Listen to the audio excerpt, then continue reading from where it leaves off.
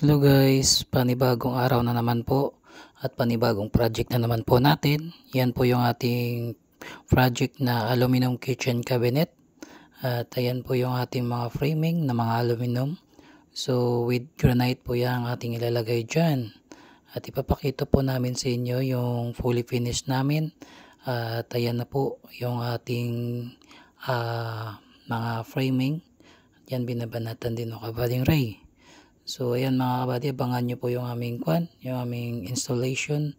Dito po yan sa Villa Pera Subdivision, Old Busuan, California. So yung mga kabady, bali dito na po tayo sa site at dito na po yung ating cabinet modular. So ayan, prepare na po natin at mamaya ay ma-assemble na po yan. At ayun na mga kabady, yan, nilelevel na po natin. Yan po yung ating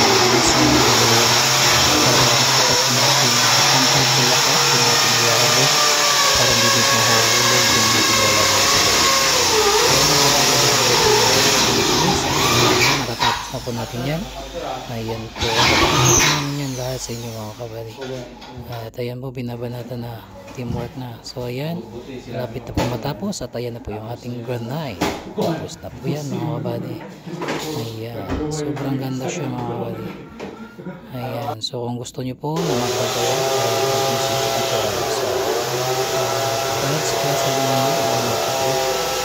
paki-like or share, subscribe na lang din sa YouTube at saka paki-follow na lang din sa Facebook mga kabady para makita nyo po yung ating ibang mga video.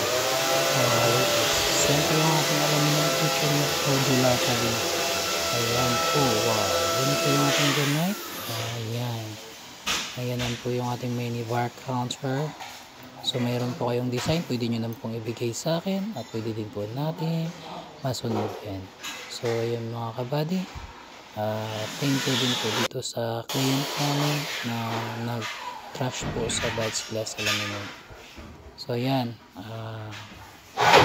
yan po yung ating open. So close po yan lahat ng yan po nilagay po ng glass ni client. Gusto niya po may glass para makita din po yung kanyang mga display. Yan po yung taas na. Sobrang glossy po at yung ganda niya mga kabady. So kung willing po kayo magpagawa, ayan, bibigay ko namin yung best price na gusto nyo. At sobrang mura naman para sa inyo. At hindi na kayo aanayin pang ulit. Wala na kayong worries sa mga anay. So ayan mga kabady, bali ayan po yung ating ilalim at ayan po yung ating drawer. Ayan. At ayan naman po yung swing. Ayan. Double para sa sink. Ayan.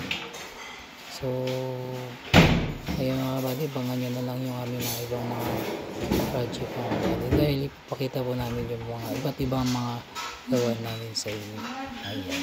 So bibili daw ni madam yung organizer dyan para dyan. So assemble namin para sa inyo. Ayan.